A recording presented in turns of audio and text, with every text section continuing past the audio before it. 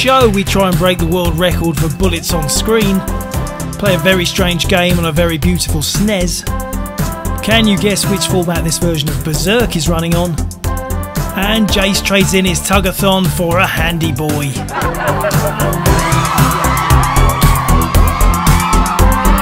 Boxes! Hello! Yes, it is me. It is Jace at Retrogames! Yes, hello. Why do I do that? Why do I do that? Is that the part that stops people watching? When I get those viewing figures and it's like, oh, the average view time is 1.3 minutes. Is it because I did this and all this? And people have had enough of it. They've had enough of it, and I can't blame you. I can't blame you, but it's embedded now. I can't stop doing it. Happy Friday, happy Retro Games Day. I hope you've had a good week. It's been a strange week this week, hasn't it? But you know, I'm here. I've got a load more stuff to show you. Let's just get on with it. Well, it's quite simple, really.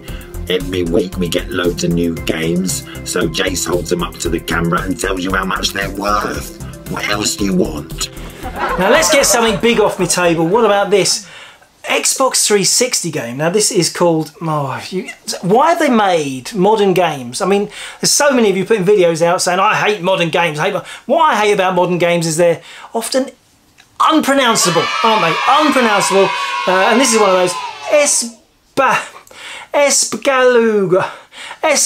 Oh god, it's Japanese. It's Japanese. To be fair, this is a Japanese release, but it's Espgaluda. Espgaluda. It's that P in the middle. Espgaluda. Espgaluda. Enough of that. Enough of that. But yeah, what a beautiful thing. That is the game. It is sealed. It's still got the seal intact. Beautiful box set, and it comes with one of those clip-on fronts for the console based on the game. I can't show you it because it's sealed and I can't open the box. What's in the box? I can't open the box to show you what that frontage looks like. But it's still a beautiful thing for all you Xbox 360 collectors, and there are a lot more Xbox 360 collectors than there used to be. I went to CEX and I bought a game. Xbox 360. I didn't like it, but I played it all the same. On my TV, I streamed a video pretending that it wasn't that bad. Now I'm famous all over YouTube. Something weird for the SNES now. This is Super Demo World. The legend continues, and it's another homebrew style game. Why is your clothes changed, fam? You crap yourself. And I've got to say, it's got a bit of a whiff. I mean, I don't know what they print this stuff on. It's lovely. It is glossy. It does look nice, but it does not smell like an authentic Nintendo game. Yeah, very nice. I mean, homebrew. You know, maybe not as good as a Nintendo first-party game, I bet. Well, actually, I might be unduly harsh here because it's more Mario on the SNES. What's wrong with that, I hear you cry? And these are pretty fun levels. They're very short, well-designed levels aimed at speedrunners, really. It's still got all those familiar pickups, all those classic enemies. Race to the end and beat your best time. Someone put a lot of hard work into this and I was unduly mean. Sorry about that. Didn't come with a manual, but there is the cartridge. It's brand new, basically. Nobody has ever played this. What's on the table? Now, what about this? Yes, a Super Nintendo. You're thinking I've seen one of them before, Jace. It is a Super Nintendo console, but it's in beautiful condition. Had to come on the show. It had to come on the show. It's catching the lights really badly. You can't really see it properly. Let's put it on the big camera. Let's show you what it looks like. Look at that. It is the green variation. A lot of these have yellow along the top. This is the rarer green version. Green and orange. It's a beautiful, but the box is in immaculate condition. You just don't see it. I just, you know, when you get a really, I know it's a SNES, it's a SNES. Come off it, Jace. We're retro gamers. We've all seen SNESes before. Yes, but when you get a really nice one, I just like to show you, okay? And look at that. Let's get on there. Look at that. We have the plastic bags for the console and the And the cartridge, yeah, that's what it is, the cartridge. Is that upside down? It probably, the controller's tricking me. Is that better? That feels better, doesn't it? That feels better, right way up. Let's have a look at the console. Now, the console is incredible. I would say this is the best SNES example we have ever had. Just before we get to that, I'll just show you. It does have all the manuals. So we've got the setup guide, the caution leaflet about epilepsy. We've got a little Game Boy flyer. We've got a warranty card, classic. We've got the proper manual, and then we've got the Mario All-Stars manual. That is all the manuals. This is probably the best SNES I have ever seen. Well, you know, I got my own brand new at the time. I suppose that was better. So you're talking rubbish, Chase, again.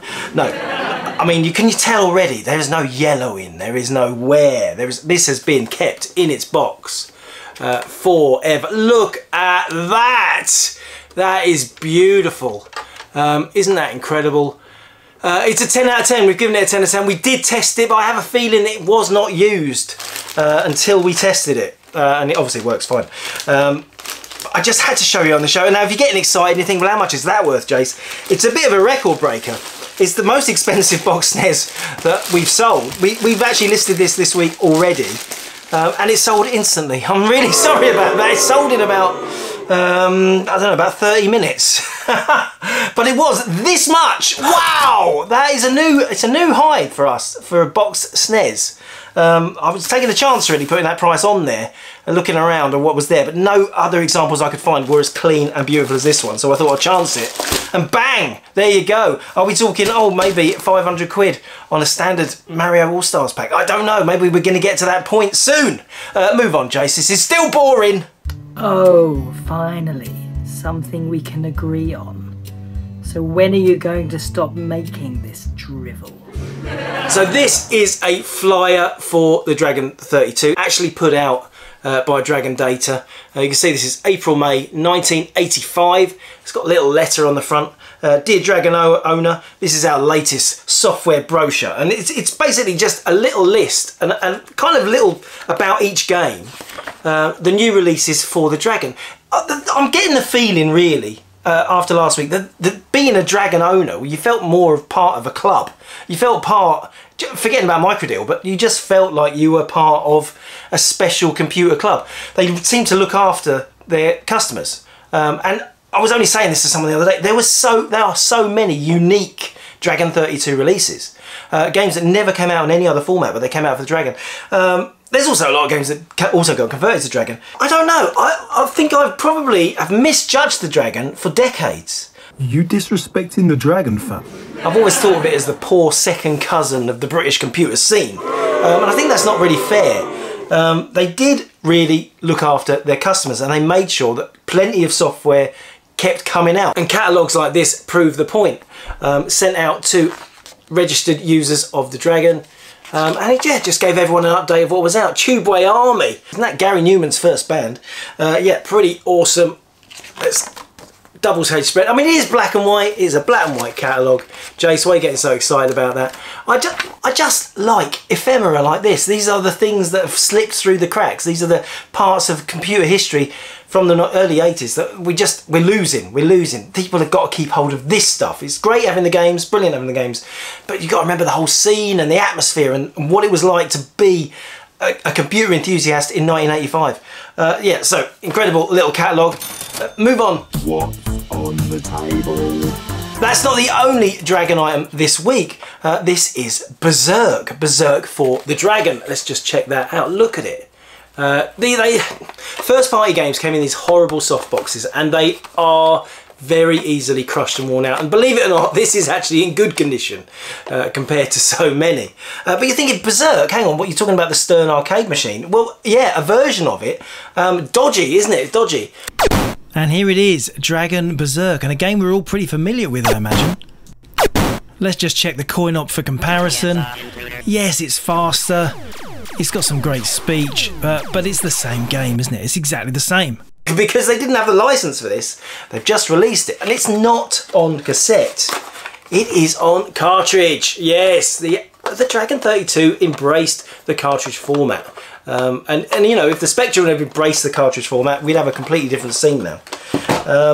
It's got the manual in there. There it is. Big manual. Big manual.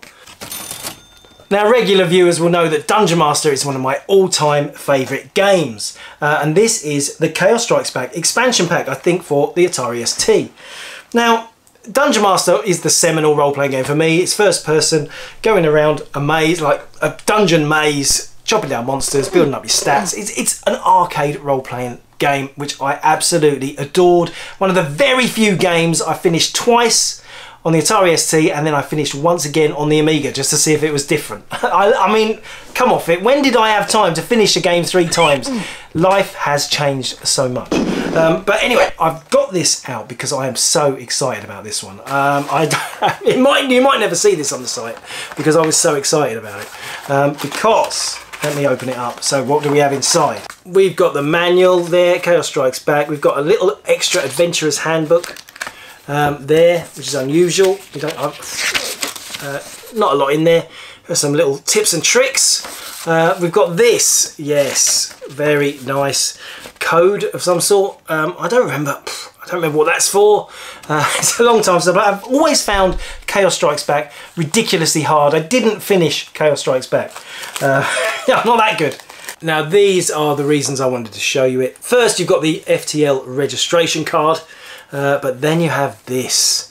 Oh my goodness, an FTL sticker. That is so rare. That is so rare. You did not see the FTL sticker in the games.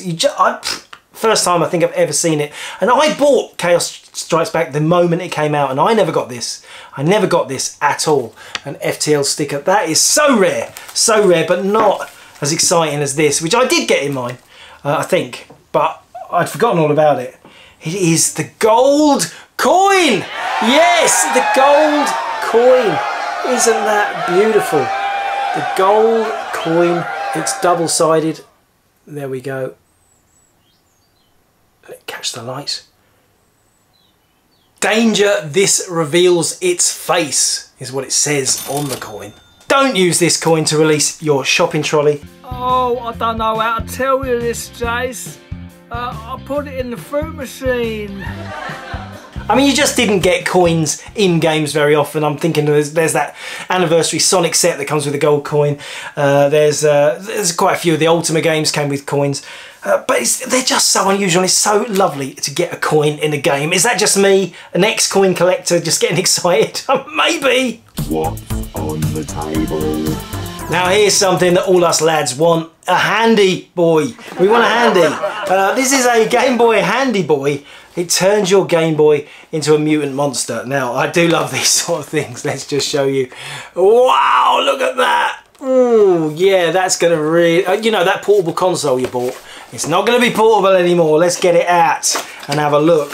Okay, so we've got a nice poly box. I'm going to pull the lid and there we have it. The Handy Boy. It's a big chunk of gaudy plastic, isn't it? It's horrible.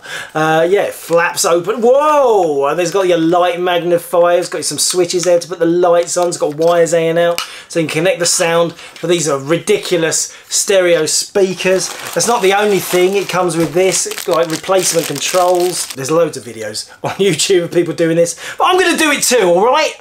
Oh, okay, let's slot it in. And let's put there's the controls. Now let's pop the wires in. And there you have it. Pop that down. Yeah, what a lump of turd, isn't it? It's a lump of turd. It's absolutely killed your Game Boy portability, and we just flap that back over there. That's for taking it around to your nans. Just absolutely ridiculous, but hilarious fun. And of the time, they will never make something to destroy your iPad or your phone like this, will they? Or maybe they will. Oh, I keep dropping my phone down the toilet. Don't worry though, it's on purpose. And let's finish today on another PS1 game, and it's another Japanese one, this time by Jalico, but it's the UK release. The game is called Tokyo Highway Battle. It's quite rare and hard to find. It's beautiful though, beautiful condition. I'm going to just open the lid and show you before we show you the gameplay. Yeah, look at it, it's like brand new. And it's an unusual game. I'm a racing game connoisseur. You know that. You know I am. So do you remember Midnight Run in episode 1? Well, this game is pretty much identical, racing through Japanese streets in domestic saloon cars, trying to avoid all the traffic at night. Surely the same programmers made both games. Should we call it the end? Should we get to the end? I think so. Thank you ever so much for watching. If you do not like and subscribe already, I really would love you so much if you do, because, you know, it's all about the audience for me, and I know I shouldn't care, but I do, and the more people that watch this, the more likely I am to keep going. And remember that, you know, tell your friends, you know, splatter me all over things. I want to keep making this show, so let's get an audience. Like all these other channels have massive audiences with no content. Until next time, happy retro gaming, retro gamers!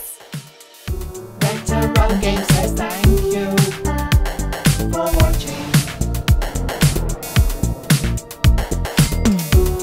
Retrogames says thank you for watching. And don't forget to brush your teeth.